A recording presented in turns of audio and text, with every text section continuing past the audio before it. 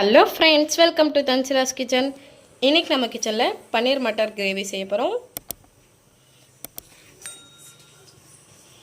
எப்படி செய்கிறதுன்னு வாங்க பார்க்கலாம். இப்போது ஒரு கடாயில் எண்ணெய் ஆட் பண்ணியிருக்கேன். எண்ணெய் சூடானதும் பன்னீர் எல்லாம் போட்டு ஃப்ரை பண்ணி எடுத்துக்கலாம். லைட்டாக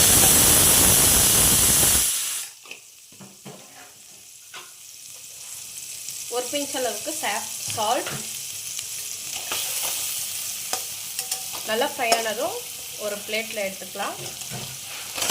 இப்போ அதே கடாயில் தேவையான அளவு ஆயில் ஆட் பண்ணிக்கிறேன். இதில் 2 பே லீவ்ஸ், பட்டை, ஏலக்காய் ஆட் பண்ணிக்கிறேன். சோம்பு, கேஷ்யூ, 2 காஞ்ச மிளகா, 2 பொடிசாக கட் பண்ணி வச்ச வெங்காயம் ஆட் பண்ணிக்கிறேன்.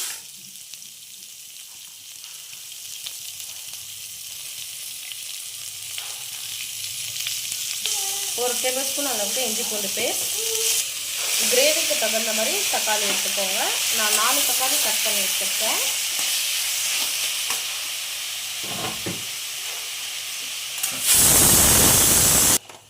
இந்த பக்கம் ஒரு குக்கரில் ஊற வச்ச பச்சை பட்டாணி வேக வைக்கிறதுக்காக வச்சுருக்கேன். 4 விசில் வர வரைக்கும் நல்லா பாயில் பண்ணி எடுத்துக்கலாம். தேவையான அளவு இது கொஞ்சம் கூல் ஆகட்டும். கூல் ஆனதுக்கப்புறமா மிக்ஸி ஜாரில் போட்டு பேஸ்ட் பண்ணிக்கலாம். இப்போ பாருங்கள், நல்லா ஃபைன் பேஸ்ட்டாக அரைச்சி எடுத்தாச்சு. இப்போது ஒரு கடாயில் தேவையான அளவு ஆயில் ஆட் பண்ணிக்கிறேன். 2 டீஸ்பூன் அளவுக்கு மிளகாய்த்தூள்,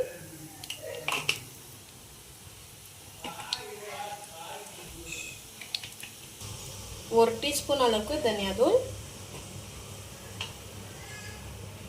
கரம் மசாலா 1 டீஸ்பூன். நல்லா மிக்ஸ் பண்ணிக்கோங்க. இப்போ இதில் ஃபைனாக அரைச்ச பேஸ்ட் ஆட் பண்ணிக்கலாம்.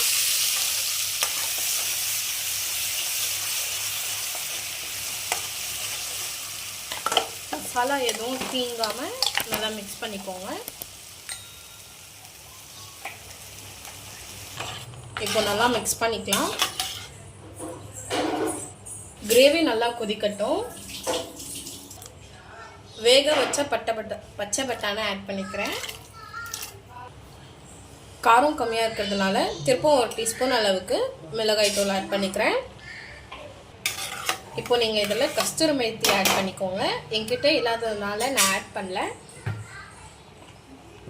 கஸ்தூரி மேத்தி ஆட் பண்ணால் நல்லா ப்ளசன்ட் ஸ்மெல்லோட நல்லா இருக்கும். கிரேவி நல்லா பாயில் ஆகட்டும். இப்போ நல்லா பாயில் ஆகிடுச்சு. இதில் ஃப்ரை பண்ணி வச்ச பன்னீர் ஆட் பண்ணிக்கலாம். இந்த மாதிரி எண்ணெய் நல்லா திரிஞ்சு வரணும்.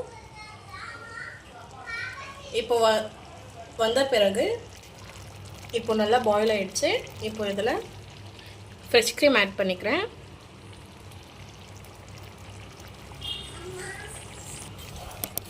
ஃப்ரெஷ் க்ரீம் ஆட் பண்ணதுக்கப்புறமா நல்லா மிக்ஸ் பண்ணிவிட்டு கேஸ் ஆஃப் பண்ணிடலாம்.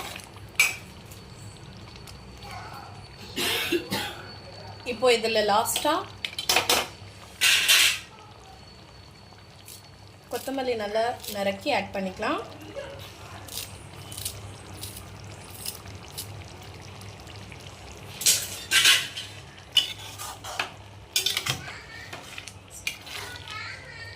வாசனையே செம்மையாக இருக்குது. வாங்க சர்வ் பண்ணிடலாம். இப்போ பாருங்கள், சூப்பராக சர்வ் பண்ணியாச்சு. கார்னிஷிங்காக ஃப்ரெஷ் க்ரீமும் கொரியண்டரும் எடுத்துருக்கேன். நீங்களும் வீட்டில் ட்ரை பண்ணி பாருங்கள். இதுக்கு சப்பாத்தி கூட, நான் கூட, பரோட்டா இதுக்கெல்லாம் நல்லாயிருக்கும்.